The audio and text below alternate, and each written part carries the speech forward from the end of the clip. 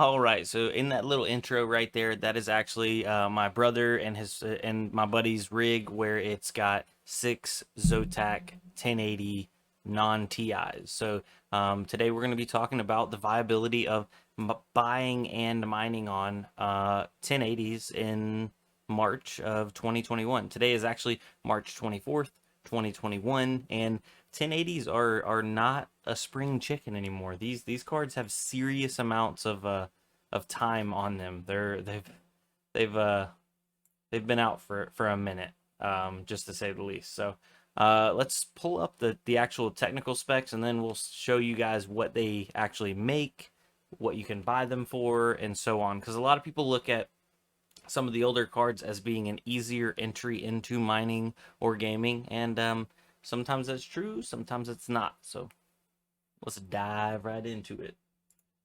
Boom. And we're going to start off first here directly at nvidia.com, the GTX 1080. And let's look at the raw specs. So it's got 2,560 CUDA cores. Not necessarily the most important thing here.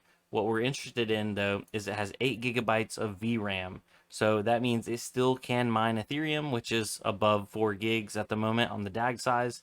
And it actually has some room for some other bigger algorithms. So that's a plus, big plus.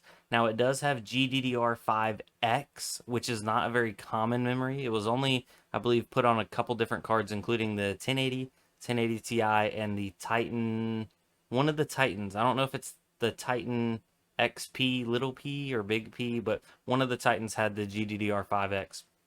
Why this is important and why I bring it up, though, is because you have to run a special helper program whenever you're mining Ethereum to get the full hash rate out of it. I'll elaborate on that more once we're talking about Ethereum mining. So going further down, though, I mean, really, for a miner, none of this really matters until you get down to graphics card power. 180 watts. These can be tuned down into the low 100 range. 120, 130 watts is realistic for these cards. So that's not horrible on power, but it's definitely not efficient when you compare them to modern cards. It's about half the efficiency, actually. Because on like a 3060 Ti, you can get, double the hash rate for 130 watts. So about half the efficiency. Now going on over to what to mine, we just clicked on 1080, and it pre-filled everything in pretty close to what they actually make. This is actually what to mine always airs on the side. All right, got a little derailed there. Sorry. But okay, so we're talking about 1080 hashing on what to mine. What to mine auto fills in the values slightly under what you should get. So it'll tell you what you can make. You should be making that, if not just a little bit more. Just a rule of thumb here, guys. Like Ethereum ETH hash shows 34 mega hash. You should be able to get 35. Some 1080s will even get up to 37, 38 mega hash if you get them fine tuned in there. Now at the top of the list, obviously the biggest performer on a 1080 with the Ethereum pill or the ETH pill. A lot of miners have it built in, so just check that when you use a miner. But with the ETH pill enabled, they get that 34, 35 mega hash, and they're doing $3 a day currently before power, or $2.70 after power. So still making good money for a card that's years and years old. Yeah, wow. Firo, you can mine Firo coin or Firo coin, $2.80. Eternities, $2.50 a day. BitTube Cash, $2.80 a day. Nice Hash mining Ethereum through Nice Hash, $2.92 a day. Z Classic Equihash 0. This coin stats were updated more than an hour ago and are maybe outdated. Well, $2 a day on that. Aeon, Raven Coin, $1.70 and 215. So this is a solid $2+ a day card, and right now on Ethereum it's actually $3 a day. Before power, obviously we're talking all before power because everybody has a different power rate, so you have to fill in your power rate and figure that out to see if you're actually making money or not making money. Now, if we go over and let's check what eBay actually has 1080s listed for and see if they're a good buy. Because obviously, if you can get them for $100, yes. $200, yes. $300, yeah. Because $3 a day, $300, 100 days. So 3 months, it ROIs return on investment 100% basically, give or take. Let's see lowest price, buy it now. 1080 from Hong Kong. We want to go ahead and fill in that we want them only from the US only. All right, so that one's, what's up with this? This is probably a scam, $82. Never mind on rarely used. This is a scam, 100% not touching that. Be careful, guys. If it's too good to be true, it's too good to be true. All right, further down the list. Okay, now this looks legit. $500, Dell, NVIDIA, 1080 graphics card. Yep, that one's sold too, because that was legit.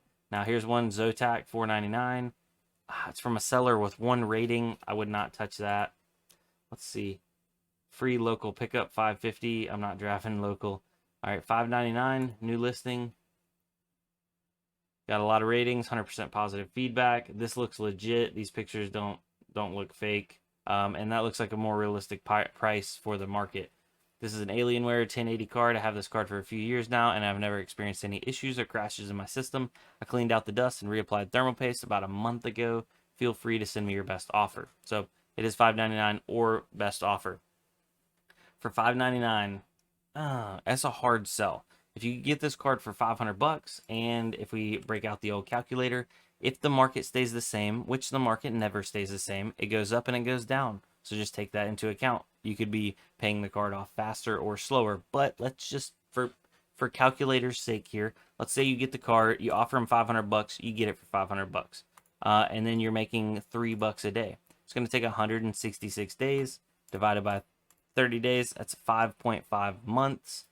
Say the market crashes and goes to absolute zero in 3 months. So you get 3 months at 30 days, and you're making times 3. Sorry.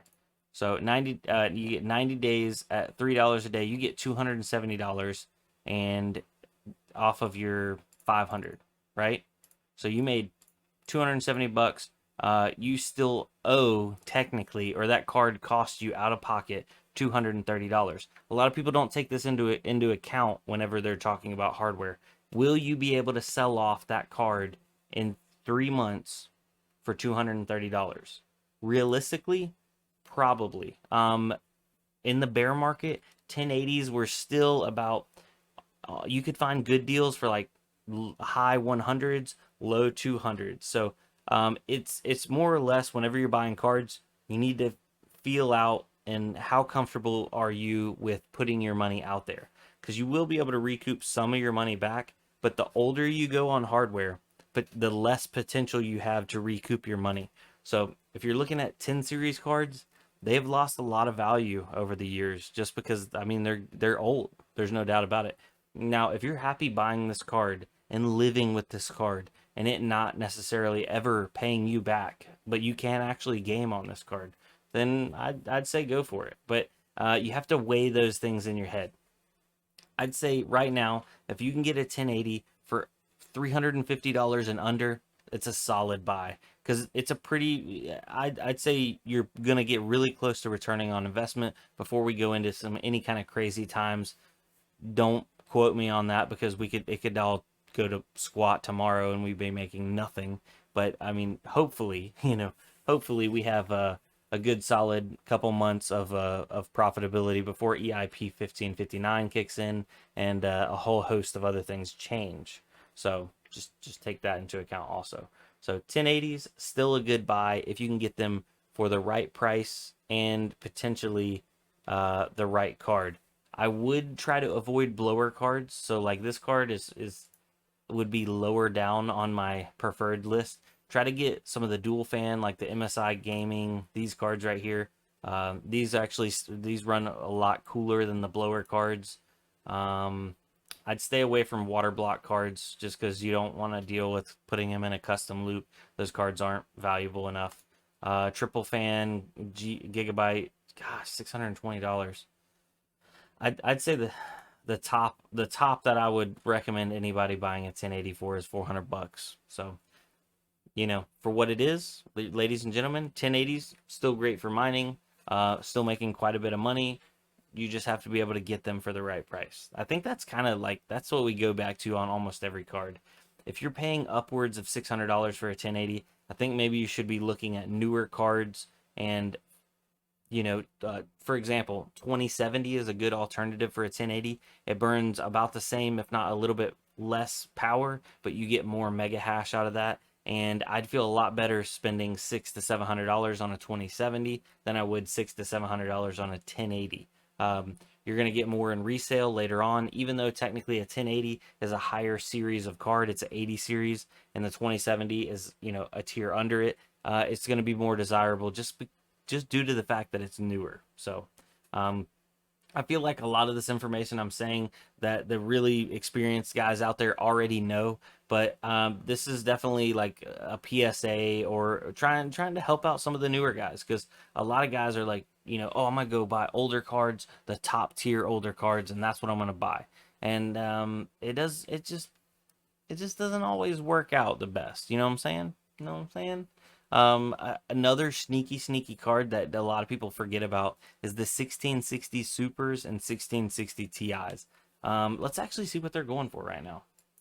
They're not going to perform, you're not going to get that 34 to 35 mega hash, but they're going to run lower power, so you're going to end up making almost the same amount. So 1660, I know we started this off as a 1080 video, but it's turned into a 1660 video just because. So 1660 Super, 500, 500, 500. So it looks like you can actually get into these cards cheaper, and they'll do 31 to 32 mega hash. Let's see what the mine says they can do. So 1660 Super, it's got it rated at 29.3 mega hash. I confirmed I can get mine up to 31, 30 mega hash. Before power, $2.70. After power, $2.50. So you're looking at, 170 to 200 day ROI on these. And they're newer cards. These are going to be easier to resell than 1080s, 100%. The 16 series cards are technically on the 20 series line, if you look at generation wise and the actual core that they're built on. So yeah, I think that pretty much wraps it up. So 1080s, goodbye. Get them for the right price. If you have to pay too much, maybe look up into a newer series card. 2070s, 2060 Supers, 2070 Supers, 1660 Supers, or 1660 Ti's.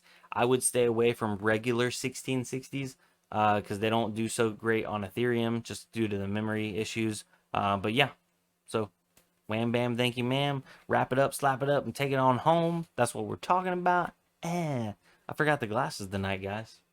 I do apologize. I won't let it happen again. Peace out. Have a good night. Comment down below. What do you think 1080s are worth entering into as an investment situation? So, yeah, what would you guys pay for them? I guess that's kind of what I want to go with. So, also, that daggone scammer, be careful, guys. He's using my name. He copied my logo. But if you click on his account, it says this channel has no content. So that is not me. Please be careful. I've heard of a lot of people getting scammed. Not on my channel, but there's other channels. There's scammers everywhere. Just please be careful out there, ladies and gentlemen. Other than that, have a good night. We'll see you on the next one. Boom.